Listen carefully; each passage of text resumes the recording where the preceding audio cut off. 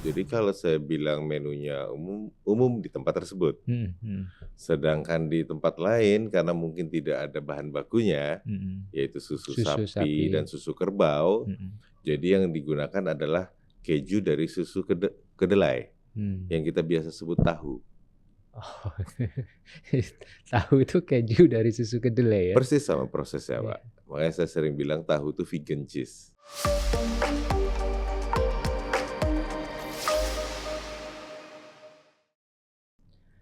Halo teman rasa, jumpa kembali dengan saya, Cak Tom, dan inilah Aku Rasa, akar kuliner Nusantara. Keju merupakan salah satu produk olahan yang banyak disukai oleh berbagai kalangan, dari anak-anak sampai usia dewasa. Dan hari ini kita akan mengulik tentang keju secara mendalam. Nah, yang paling menarik adalah ini keju lokal. Kita biasanya kan mengenal keju itu sebagai produk dari luar gitu ya. Nah, ini local artisan cheese. Hari ini kita sudah kedatangan pemilik usaha dari Mazarat Artisan Cheese, yaitu Pak Jamie. Beliau sudah melintasi berbagai benua, melakukan perjalanan ke berbagai benua seluruh penjuru dunia untuk mempelajari tradisi pembuatan keju ini. Apa kabar Pak Jimmy? Alhamdulillah baik, Pak. Sehat ya. Baik, terima kasih Pak. Udah jauh-jauh dari Sunter ke sini, pasti penuh perjuangan. Boleh diceritakan Pak Jimmy bagaimana awal ketertarikan Pak Jimmy terjun ke usaha ini untuk membuat keju ini?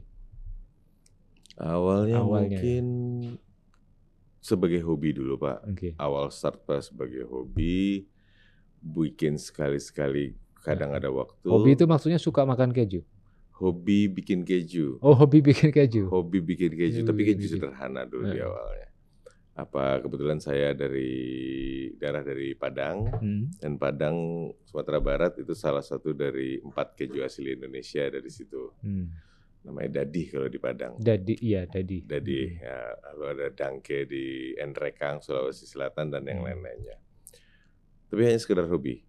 Mulai saya reguler bikin rutin itu tahun 2011. Pada saat anak pertama kami lahir, ada kebutuhan khusus karena bocor jantung, 2 titik, lalu butuh empasi. Karena saya pikir apa ya makanan yang kecil, volumenya tapi nutrisinya tinggi. Dan ada probiotiknya. Nah mulai start lah kami bikin keju untuk anak kami itu. Masih untuk kebutuhan hanya dia sendiri dan keluarga kami. Tapi sudah rutin bikin dan start 2015 November. Tanggalnya saya agak lupa, saya masih argue sama istri saya tentang tanggalnya. Tapi itu pertama kali kami jualan di pop-up market pasar organik Kamisan. Nah di situ Mazarat lahir. Oke. Tadi tahun 2015. 2015. Jadi udah 8 tahun, 9 tahun lebih ya. More or less. Iya. Menarik sekali. Apalagi tadi Bapak bilang di masyarakat Padang juga sebenarnya familiar ya dengan proses pembuatan keju ini. Sumatera Utara juga, Pak. Sumatera Utara juga. Ya. Cuman sebenarnya memang tapi kalau saya boleh bilang langka atau jarang ya, keju itu menjadi bagian dari menu makanan. Maksudnya ini yang saya tahu kayak misalkan di kuliner India itu kan ada mereka masukkan panir ya. Iya, betul. Itu mirip-mirip gitu. Mirip-mirip. Dalini Horbo dari Sumatera Utara, dia biasa dicampur untuk dimakan langsung atau campur kari. Kalau Dadi dari Padang, dia dimakan pakai rajangan bawang putih, rajangan bawang merah, cabai sama garam. Itu cara makan yang sama persis dengan Persia. Jadi Iran, daerah Iran, Yaman gitu, cara makannya persis kayak gitu. Sepertinya ada koneksi budaya. Lalu Dangke di Sulawesi Selatan makannya pakai pulut, Pak. Pakai? Pulut. Pulut. Pakai pulut. Ketan ya? Betul, dibakar, lalu dimakan pakai pulut. Jadi kalau saya bilang menunya umum di tempat tersebut. Sedangkan di tempat lain karena mungkin tidak ada bahan bakunya, yaitu susu sapi dan susu kerbau. Jadi yang digunakan adalah keju dari susu kedelai, yang kita biasa sebut tahu. Oh, tahu itu keju dari susu kedelai ya? Persis sama prosesnya, Pak. Makanya saya sering bilang tahu itu vegan cheese. Oke. Ya, menarik. Nah, kalau nama Mazarat itu sendiri artinya apa? Artinya farm, peternakan. Farm. Dari bahasa? Arab. Oke. Itu atas buah karya dari Google sebenarnya, Pak.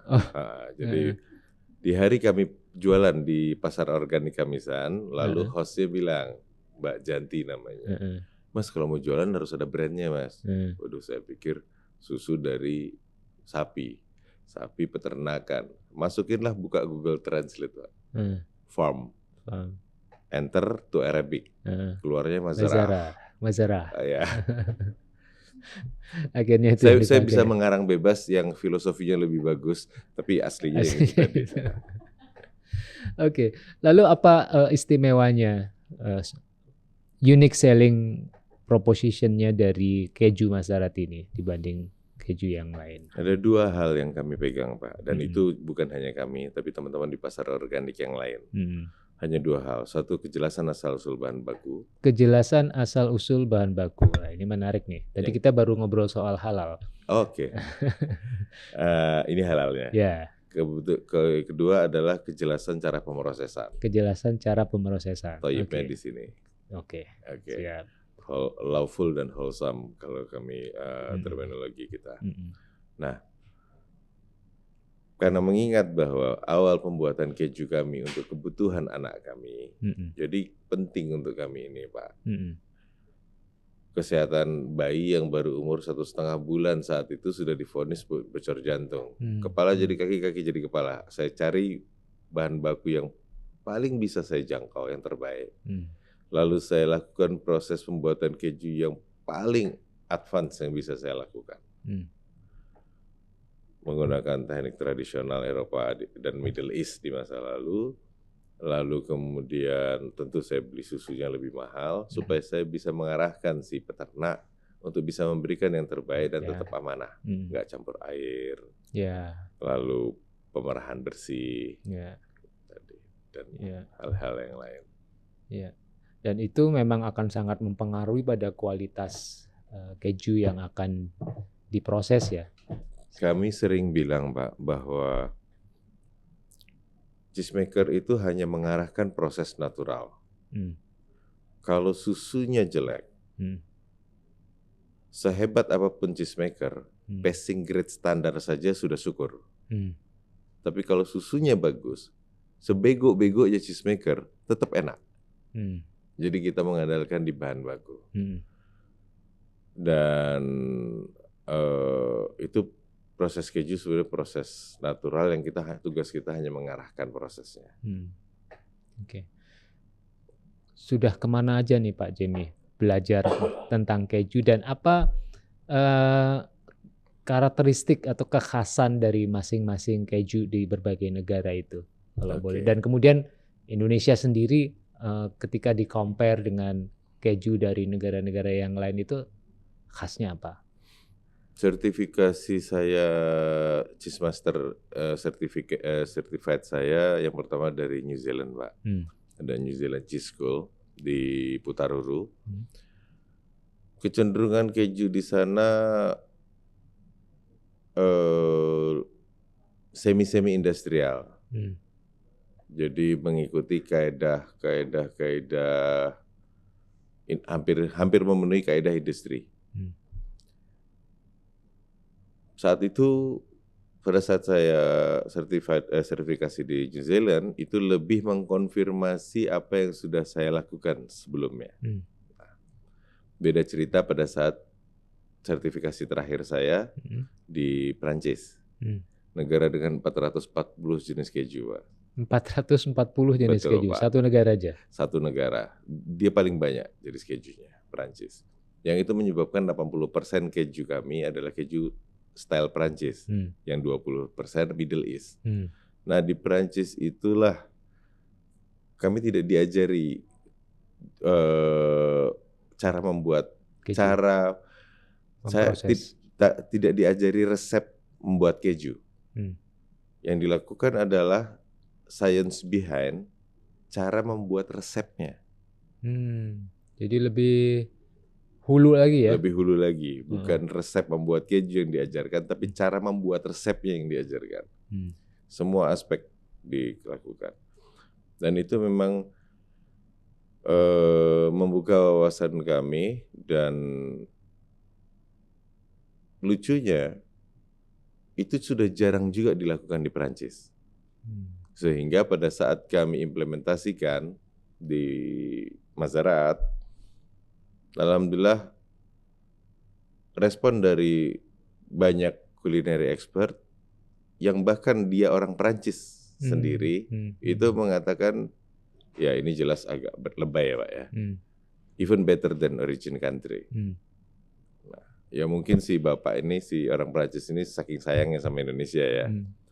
Tapi beberapa customer kami mengatakan ini yang dulu pernah kami rasakan di zaman nenek kami masih hidup. Yang sekarang udah ada, sudah sulit ditemukan di Perancis. Karena Perancis kabarnya mengubah standarisasi mereka hanya untuk menyesuaikan supaya bisa masuk ke market Amerika, Pak. Nah, jadi ya ada lebih kurangnya, tapi secara umum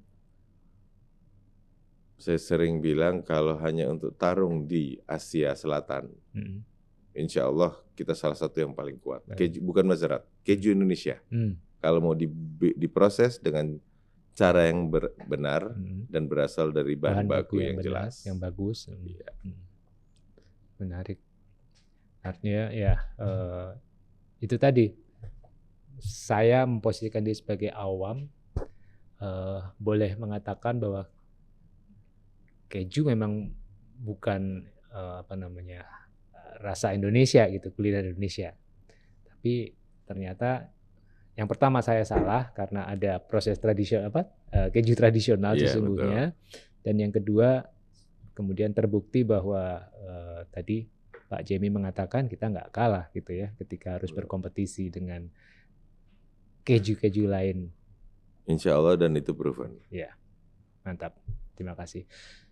Nah, hari ini sudah ada berapa Mazarat cabang atau ruang produksinya? Fasilitas produksinya. Pusat kami ada di Jogja, Pak. Di Jogja. Di Jogja, dan kami juga ada 2 pabrik yang lain. Tapi Jogja justru yang paling kecil di antara 3 ini. Skala produksinya. Karena keterbatasan susu di Jogja. Iya. Dan itu memberikan hikmah yang kedua.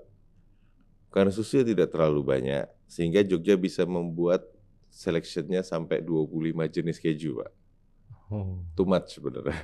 Itu varian produk yang ada di. Betul. Gitu ya? Ada camembert yang pakai jamur putih, ada blue cheese, ada hard cheese, semi hard, ya hampir semua jenis keluarga besar keju kita bikin di Jogja karena kami suka bikinnya.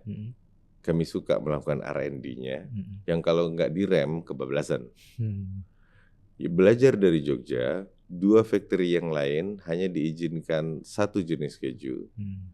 Padahal jumlah susunya berkali lipat dari Jogja. Sebenarnya untuk lebih bisa mencapai efisiensi dan efektivitas yang bisa lebih terjangkau oleh hotel bintang 4 dan 3. Karena produksi Jogja memang lebih premium, lebih advance. Yang itu dibutuhkan oleh hotel bintang 5 dan restoran bintang 5. Oke. Saya penasaran juga ini, kenapa dulu milih Jogja? Karena memang menurut saya populasi sapi di sana misalkan nggak sebanyak dibanding Boyolali gitu. Betul, Pak. Orang tua saya Auri, Pak.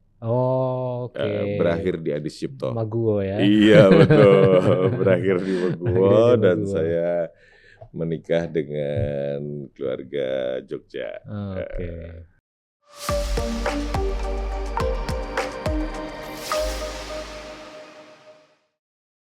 Kita bilangnya Savera.